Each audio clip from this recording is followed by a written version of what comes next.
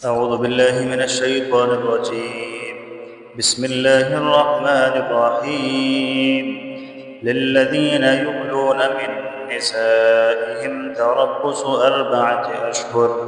فإن فاءوا فإن الله غفور رحيم. للذین ان لوگوں کے لیے یؤلون جو قسم اٹھاتے ہیں من نسائہم اپنی بیویوں کے بارے میں تربص انتظار کرنا ہے 4 اشہر 4 مہینوں کا فإن فاءوا بس اگر وہ لوٹ آئیں فإن اللہ بس بے شک اللہ تعالی غفور الرحیم بخشنے والا رحیم مہربان ہے وَإِن اور اگر عزموا وہ ارادہ کر لیں الطلاق طلاق کا فإن اللہ تو بس بے شک اللہ تعالی سمیع سننے والا علیم جاننے والا ہے والمطلقات اور وہ عورتیں جن کو طلاق دی گئی مطلقات سے مراد وہ عورتیں جن کو طلاق دی گئی یتربصن وہ روکے رکھیں بانفسہن اپنے آپ کو 3 قروء 3 حیض قروء کہا جاتا ہے حیض کو 3 قروء حیض اور 3 حیض اپنے آپ کو روکے رکھیں ولا یحل لہن اور نہیں حلال ان کے لیے ان یکتمن یہ کہ چھپائیں ما اس چیز کو خلق اللہ جو پیدا کی ہے اللہ تعالی نے فی ارحامہن ان کے رحموں میں ان کننا اگر ہیں وہ یؤمن باللہ ایمان لانے والی اللہ تعالیٰ پر والیوم الآخر اور آخرت کے دن پر وبعولتہن اور ان کے شوہر احق زیادہ حقدار ہیں بردہن ان کو لوٹانے کے فی ذالک عدت کے اندر ان ارادوا اصلاحا اگر وہ ارادہ کریں اصلاح کرنے کا وَلَهُنَّ اور ان عورتوں کے لیے بھی حق ہے مثل الذی ان حقوق کے مثل علیہن جو ان عورتوں کے ذمہ ہیں مردوں کے لیے علیہن جو ان عورتوں کے ذمہ ہیں کس کے لیے جی مردوں کے لیے بالمعروف عمدگی کے ساتھ وَلِلرِّجَالِ عَلَيْهِنَّ درجہ اور مردوں کے لیے عورتوں پر درجہ ہے وَلِلرِّجَالِ اور مردوں کے لیے عَلَيْهِنَّ عورتوں کے اوپر درجہ ہے واللہ عزیز حکیم اور اللہ تعالی غالب ہے حکمت والا ہے۔ دیکھیں دین کا ایک حصہ اللہ تعالی نے حقوق اللہ کے ساتھ متعلق کیا ہے جیسے کہ نمازیں ہیں روزے حج زکوٰۃ اور شر فطرانہ وغیرہ اور دین کا ایک حصہ حقوق العباد سے متعلق ہے مثال کے طور پہ پڑوسیوں کے حقوق نکاح طلاق کے معاملات خرید و فروخت کرنا آپس میں جب ہم زندگی بسر کرتے ہیں تو اس سے متعلق بھی کچھ قانون اللہ تعالی نے ہمیں بتائے ہیں اور وہ بھی دین کا حصہ ہیں انہی میں سے تذکرہ چل رہا تھا قسمیں اٹھانے کا کہ اگر بے ساختہ غیر اختیاری طور پر اگر قسم زبان سے نکل جاتی ہے تو اس پر اللہ تعالیٰ مواخذہ نہیں فرمائیں گے اور اگر کوئی قصداً قسم اٹھائے گا تو اس پر گرفت بھی ہو سکتی ہے۔ اب ان آیات کے اندر بھی ایک قسم کی قسم کا تذکرہ ہے جس کو ایلا کہا جاتا ہے کہ بیوی کے پاس 4 مہینے نہ جانے کی قسم اٹھا دینا۔ سب سے پہلے یہ مسئلہ ذہن کے اندر رکھیں یہ صرف اس صورت کے اندر ہوتا ہے کہ جب بندہ یہ قسم اٹھاتا ہے کہ میں اپنی بیوی کے بالکل قریب نہیں جاؤں گا ناراضگی کے پیش نظر۔ عام طور پہ جو لوگ باہر ممالک کے اندر ہوتے ہیں ان کی یہ نیت نہیں ہوتی ہے نہ ہی گھر والوں کی دوری کی نیت ہوتی ہے صرف محض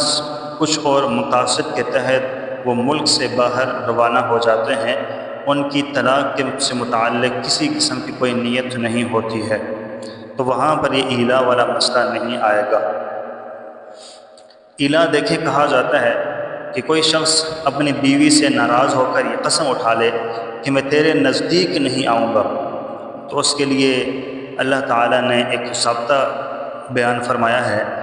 کہ اگر کوئی شخص قسم اٹھاتا ہے اور کہتا ہے کہ اللہ کی قسم میں 4 مہینے تیرے قریب نہیں آؤں گا، بیوی سے یہ کہتا ہے، اگر یہ شخص 4 مہینوں کے اندر اندر اپنی بیوی کے پاس چلا جاتا ہے تو اس بندے کو قسم کا کفارہ ادا کرنا پڑے گا اور ایلا کا حکم ختم ہو جائے گا اور یہ بدستور اس کی بیوی باقی رہے گی۔ لیکن اگر یہ بندہ 4 مہینوں تک بیوی کے پاس نہ گیا تو چونکہ 4 مہینوں کی قسم بھی اٹھائی ہے تو اس بندے کی قسم پوری ہو جائے گی اور کفارہ اس کے اوپر نہیں آئے گا، چونکہ جو قسم اٹھائی تھی وہ پوری کر دی ہے۔ لیکن ایک طلاق بائنہ اس کی بیوی کو واقع ہو جائے گی۔ طلاق بائنہ میں حکم یہ ہوتا ہے کہ دوبارہ اثر نو نیا نکاح کیا جائے گا۔ بائنہ کا مطلب میرے خیال میں سمجھ آ گئی کہ وہ تجدید نکاح کے بغیر رجوع نہیں ہو سکتا ہے۔ اگر اکٹھا رہنا چاہتے ہیں دوبارہ تو اس کے لیے دوبارہ نکاح کرنا ہوگا۔ اس کے ساتھ ساتھ یہ بھی سن لیں، اگر کوئی بندہ 4 مہینوں سے کم کی قسم اٹھاتا ہے کہ میں 2 مہینے 3 مہینے یا 10 دن تمہارے پاس نہیں آؤں گا تو یہ شرعی اعلان نہیں کہلائے گا۔ بات سمجھ آ گئی؟ اور یہ مدت گزر جاتی ہے، پھر بندہ اپنی بیوی کے پاس چلا جاتا ہے تو بیوی بدستور اس کے باقی رہتی ہے۔ ایک قسم یہ بھی ہوتی ہے کہ وہ 4 مہینے یا 4 مہینوں سے زیادہ کی قسم اٹھاتا ہے کہ میں 1 سال تمہارے قریب نہیں آؤں گا، میں 5 مہینے تمہارے قریب نہیں آؤں گا، تو تب بھی شرعی ایلا ہو جائے گا۔ جیسے ہی 4 ماہ گزر جائیں گے یا اپنی بیوی کے پاس نہیں گیا ہوگا تو ایک طلاق بائنہ واقع ہو جائے گی۔ بات سمجھ میں آ گئی ہوگی کہ یہ بندہ بیوی سے ناراض ہو کر یہ قسم اٹھاتا ہے کہ میں تمہارے قریب 4 مہینے نہیں آؤں گا یا 4 مہینے سے زیادہ، تب تو طلاق بائنہ واقع ہو جائے گی جس میں دوبارہ نکاح کرنا پڑے گا۔ حلالہ کی ضرورت نہیں ہے اس میں۔ لیکن اگر 4 مہینوں سے کم قسم اٹھاتا ہے تو پھر یہ ایلا نہیں ہوگا۔ ہاں البتہ اگر اس سے پہلے اگر چلا جاتا ہے تو قسم کا کفارہ ادا کرنا ہوگا، اور اگر 2 مہینے کی قسم اٹھائے گی 2 مہینے پورے کرنے کے بعد جا رہا ہے تو قسم کا کفارہ بھی ادا نہیں کرنا پڑے گا اور نہ ہی شرعی ایلا ہوگا۔ تو اسی سے متعلق فرمایا کہ للذین، ان لوگوں کے لیے، یؤلون جو قسم اٹھاتے ہیں بیویوں کے پاس نہ جانے کی، یؤلون جو ایلا کرتے ہیں، جو قسم اٹھاتے ہیں کہ اپنی بیویوں کے پاس نہیں جائیں گے، تربص و انتظار کرنا ہے 4 اشہر 4 مہینوں کا، فإن فاؤوا، بس اگر وہ 4 ماہ کے دوران لوٹ آئیں، 4 مہینے پورا ہونے سے پہلے بیوی کے پاس وہ شخص چلا جائے، فإن اللہ غفور الرحیم، اللہ تعالیٰ بخشنے والا بھی ہے مہربان بھی ہے، نکاح برقرار رہے گا۔ وإن عزموا الطلاق، اور اگر انہوں نے اس بات کا ارادہ ہی کر لیا ہے کہ 4 مہینے گزر جائیں، پکا ارادہ کر لیا طلاق کا، فإن اللہ، تو طلاق بائنہ واقع ہو جائے گی، فإن اللہ سمیع علیم، اللہ تعالیٰ سننے والا جاننے والا ہے۔ دیکھیں ایک حدیث مبارکہ ذہن میں رکھیں، حضور علیہ السلام نے فرمایا ان ابغض المباحات عند اللہ الطلاق، وہ چیزیں جو جائز ہیں ان میں جو سب سے بری چیز ہے جو اللہ تعالیٰ کو ناپسند ہے وہ طلاق ہے۔ اگرچہ وہ ہے تو جائز لیکن اللہ تعالیٰ کو وہ بہت ناپسند ہے۔ ابو داؤد شریف کے اندر روایت ہے، فرمایا کہ جس عورت نے اشد ضرورت کے بغیر، کوئی ضرورت نہیں تھی شرعی، بغیر شرعی ضرورت کے خاوند سے طلاق کا مطالبہ کیا تو اس عورت کے اوپر جنت حرام ہے۔ گھروں کے اندر ناراضگیاں ہوتی رہتی ہیں، نوک جھوک ہوتی رہتی ہے، تو ان چیزوں سے اکتا کر طلاق کا مطالبہ کرنا یہ بہت سخت گناہ ہے، جنت حرام ہو جاتی ہے۔ ہاں البتہ اگر خاوند نامرد ہے یا نان نفقہ نہیں دے رہا، خرچہ نہیں دے رہا، بلا وجہ اکثر وہ مارتا رہتا ہے، تو پھر ان مجبوریوں کی بنا پر عورت طلاق کا مطالبہ کر سکتی ہے۔ تو شریعت نے مجبوری کی حالت میں طلاق کا مطالبہ کرنے کا حق دیا ہے، اور جان بوجھ کر انجوائے کرنے کے لیے شریعت نے عورت کے لیے حق نہیں دیا کہ وہ عورت طلاق کا مطالبہ کرے۔ اور یہ بات یاد رکھیں، اگر کسی شخص نے صریح الفاظ کے ساتھ بیوی کو یہ کہہ دیا کہ میں تجھے طلاق دیتا ہوں، اگر ایک بار کہہ دیا تو طلاق رجعی واقع ہو جاتی ہے۔ طلاق رجعی کہا جاتا ہے کہ جس میں دوبارہ بھی بندہ اپنی بیوی کے ساتھ رہ سکتا ہے، نکاح کرنے کی بھی دوبارہ ضرورت نہیں ہے۔ لیکن یہ بات یاد رکھیے کہ اس کے بعد اس شوہر کو 2 طلاقوں کا حق زندگی میں باقی رہے گا، چونکہ 1 طلاق اس نے پہلے دے دی ہے۔ 2 طلاقیں اگر دے دی تو بعد میں صرف 1 طلاق دینے کا حقدار ہوگا، تیسری بھی اگر دے دی تو بیوی بالکل جدا ہو جائے گی۔ اور یہ بات ذہن کے اندر رکھیں کہ طلاق اگر کوئی بندہ دینا بھی چاہے، پہلے تو نہیں دینی چاہیے، اگر دینا بھی چاہے تو اس طہر کے اندر، یعنی عورت ماہواری اس نے گزار دی، ماہواری گزارنے کے بعد جب عورت پاک ہو گئی تو بغیر کسی جمع کرنے کے اس عورت کو طلاق دے دے۔ دوران حیض ماہواری کے دوران طلاق دینا یہ درست بات نہیں ہے۔ اسی طرح حمل کے دوران طلاق دینا بھی ٹھیک نہیں ہے۔ البتہ اگر حمل کے دوران طلاق دے بھی دی تو جب تک حمل گرے گا نہیں عدت پوری نہیں ہوگی، جب تک حمل پورا ہو نہیں جاتا تب تک طلاق واقع نہیں ہوگی، وہ عدت پوری نہیں ہوگی۔ اگر حمل 2 سال رہتا ہے، عام طور پر 9 مہینے 10 مہینے رہتا ہے، چونکہ حمل میں اس شوہر نے طلاق دے دی اپنی بیوی کو تو وہ عورت حاملہ تھی، تو جب تک وہ بچہ نہیں پیدا کر دیتی تب تک عورت عدت کے اندر ہی رہے گی، اگرچہ اس کے کئی مہینے ہی کیوں نہ گزر جائیں۔ بعض دفعہ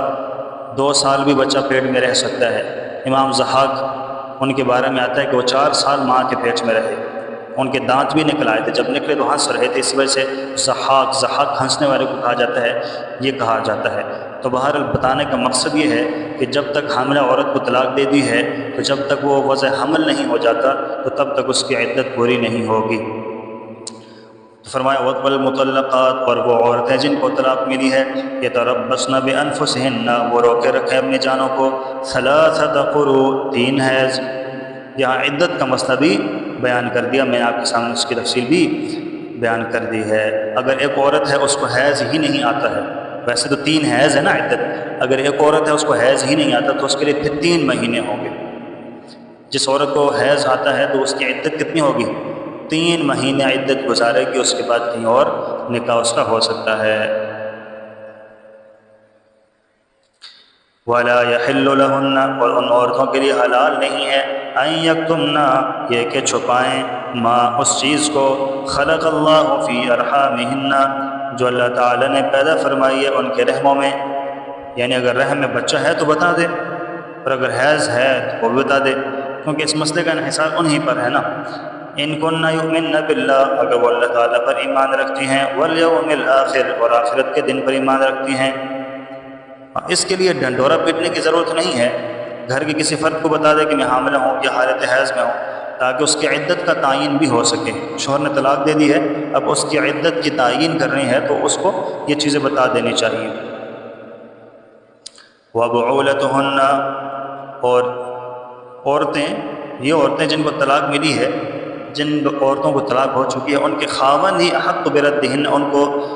زیادہ حقدار ہیں دوبارہ واپس لوٹانے کے اپنے پاس، فی ذالک، عدت کے اندر یہی ہونا چاہیے۔ طلاق ہوئی غلطی کے ساتھ جیسے بھی ہو گیا، اب یہ شوہر حقدار ہیں کہ اس عورت کو دوبارہ واپس اپنے نکاح کے اندر لے کر آ جائے۔ ان ارادوا اصلاحا، اگر یہ ارادہ کرے اصلاح کا، مقصود دوبارہ ان کو اپنے پاس لوٹانے کا تنگ کرنا نہ ہو، بلکہ اصلاح کی نیت ہو کہ معاف کر دیا گزشتہ جو کچھ بھی ہو گیا، اب زندگی اچھے طریقے سے گزاریں گے۔